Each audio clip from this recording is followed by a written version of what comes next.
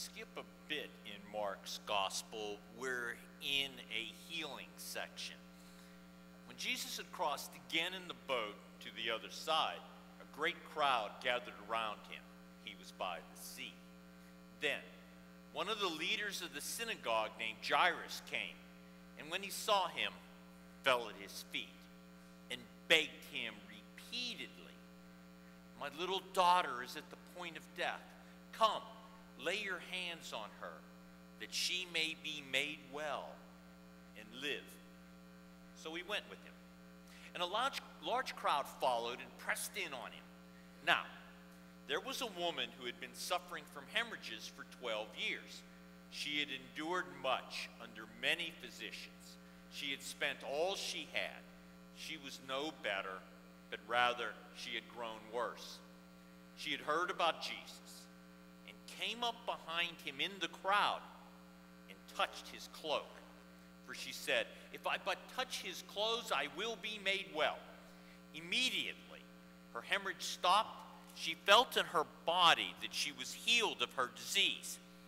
Immediately, aware that power had gone forth from him, Jesus turned about in the crowd and said, "Who touched my clothes?" And his disciples said, "You see the crowd pressing in on you. How can you say, 'Who touched me?'" Jesus looked all around to see who had done it. But the woman, knowing what had happened to her, came in fear and trembling, fell down before him and told him the whole truth. He said to her, "Daughter, your faith has made you well. Go in peace. Be healed of your disease." While he was still speaking, some people came from the leader's house to say, "Your daughter is dead. Why trouble the teacher any further?" But overhearing what they said, Jesus said to the leader of the synagogue, "Do not fear, only believe." He allowed no one to follow him except Peter, James, and John, the brother of James. When they came to the house of the leader of the synagogue, he saw a commotion, people weeping and wailing loudly. When he had entered, he said to them, "Why do you make a commotion and weep? The child is not dead, but sleeping." They laughed at him. Then he put them all outside and took the child's father and mother and those who were with him and went in where the child was. He took her by the hand and said to her, "Talitha kum," which means, "Little girl, get up." Immediately the girl got up and began to walk about. She was 12 years of age. At this they were overcome with amazement. He strictly ordered them, no one should know this, and told them to give her something to eat. The reading ends here. I don't know if this is going to work. I think this is too ambitious, but we'll give it a shot. I'm going to use the virtue of generosity to try to tie these disparate and wonderful readings together this morning. I'll start with the reading from Paul, where he's talking about everybody's favorite church topic, money. Now, I don't like talking about money in church, and I'm always amazed at Christians who tend to downplay Old Testament requirements, but all of a sudden, when it talks about money, they resurrect tithing, giving 10% of one's income as the great sign of spiritual maturity, as church pledge drives like to say. Now, one of the understandable complaints about church is that the church always has its hand out for donations of time and talent and, maybe most important, treasure. Increasingly in our time, most of us resist the pressures to give to the needs of the church as a structure, but prefer sometimes to give to a particular area of the church. Indeed, some use church gifts as a tool of protest, withholding money or time or talent, or even as a weapon I'm going to withhold my money unless I get my way.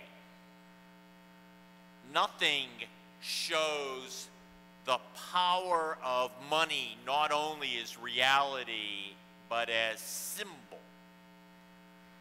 And I'd like to focus us on the virtue of generosity in both time and spirit and money.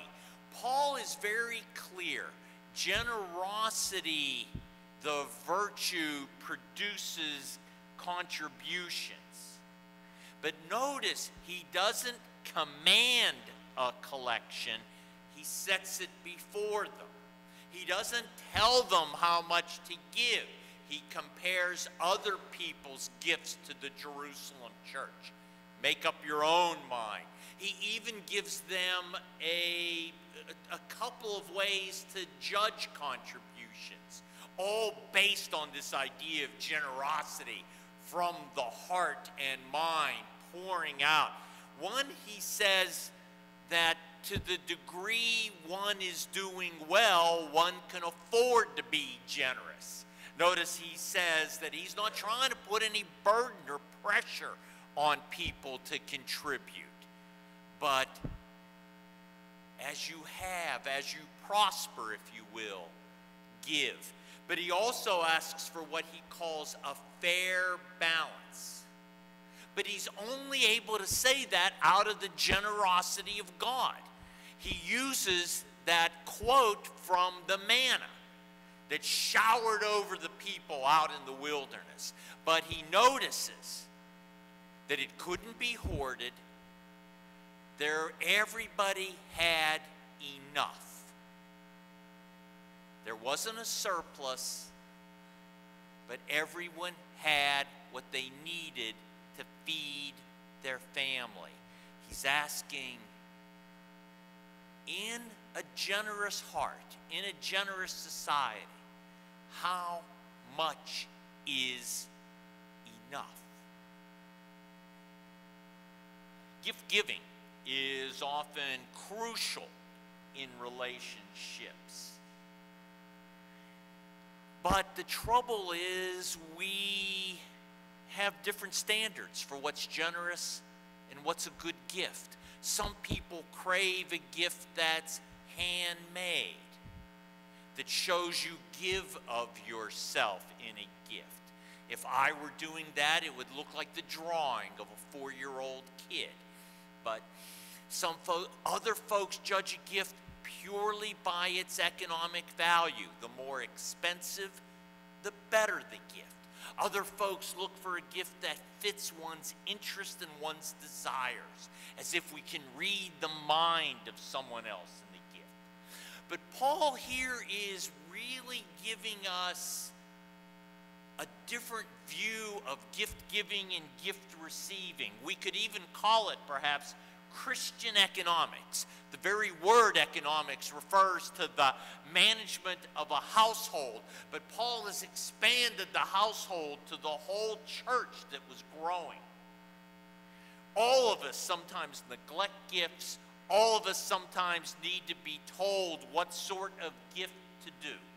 Paul is assuming that generosity exists, but make up your minds about how it shows up in the light of the abundant love of God that's shown in Jesus Christ.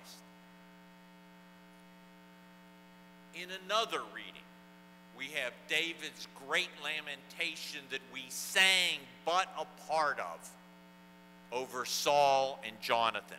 Very quickly, let's just get some background in case one or two of you require it. Saul was the first anointed king of all of Israel. He loses that in the eyes of God. David is anointed in secret as the new king of Israel and has been living as a bandit for some years. In a battle, Saul dies, and David's great friend Jonathan dies at his father's side. David could have danced on the grave of Saul. He could have been secretly happy that Jonathan was dead, because that opens the way for David to become the king of Israel. But instead, you get this magnificent, generous eulogy for Saul and Jonathan, similar to the president's eulogy for the pastor who was killed during Bible study in Charleston, South Carolina, not long ago. David shows immense generosity of spirit to Saul and Jonathan, even to the point of going far beyond what anyone could expect. The cynical part of me suspects that David was doing public relations, that he was showing a generous spirit to put himself out as the generous new king of Israel. But it's also possible that he had a generous spirit, that he was grieved at the loss of Israel's first king, that he and his friend, his great friend Jonathan, whose love for him was unmatched for anybody in David's life. He can't stand the idea of the victors dancing on the graves of Saul and Jonathan. He wants silence.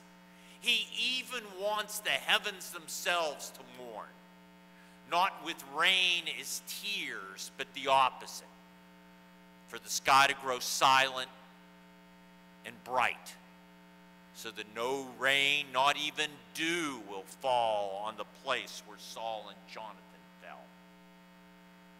David was treated as an enemy of the state and pushed into exile, but he makes the decision to honor Saul and Jonathan in death. I do wish that we were as generous in our comments and relations with others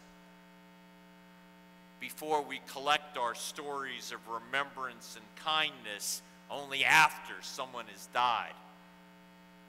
I wish we could share stories and memories and events with people before they die, with the willingness, the generous willingness we have to share those stories, especially ones the family has never heard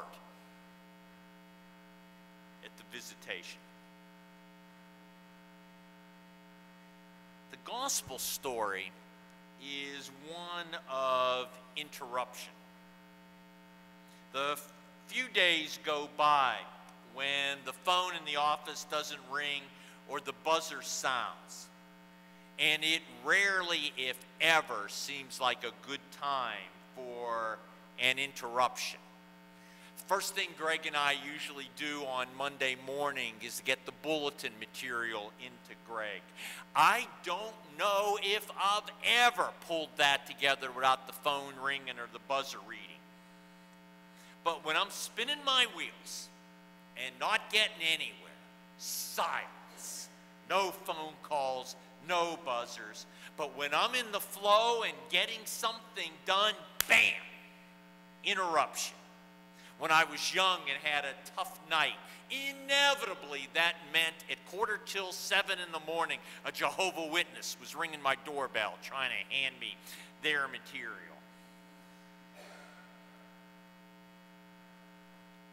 Looked at from a spiritual perspective, what are interruptions?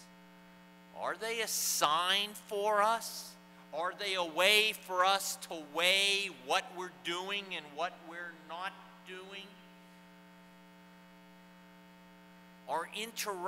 Should interruptions even be called interruptions? When they come together with what we're doing, do they show us something about each plea? Because life almost never goes in a nice, orderly pattern. Multiple deeds, multiple needs are always assailing us.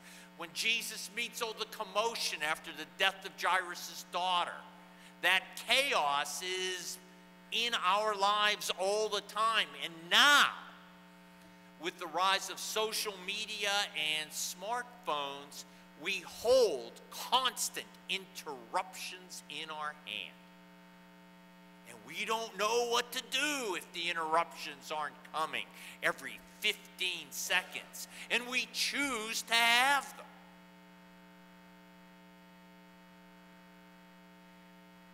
A core element in Christian spiritual practice is linking of the everyday to the spiritual. Whether it's money and generosity like Paul, generosity of spirit like David shows towards Saul and Jonathan, or how Jesus regards an interruption from one healing to another. The spiritual infuses the everyday. Virtues infuse everyday action. Pick the virtue, pick the everyday circumstance. This morning it's generosity. Interruptions are almost always irritants, but they can also serve as a signal to us about what we hold important, what we hold less important. Interruptions are a signal for how we regard time. I've mentioned this before. When I was young and we talked about premarital work or marital work in the ministry, the three big issues we always said were money, in-laws, and sex. For some reason, sex has dropped out to fourth or fifth. What's reappeared is the number one issue that faces couples is time. How do we manage our time? What do we do with our time, alone and together? How do we handle the interruptions of our plans? Jesus is going to do great work. The leader of the synagogue has begged him repeatedly, "Go save my daughter." On the way, a desperate woman who struggled for 12 years with bleeding stops him.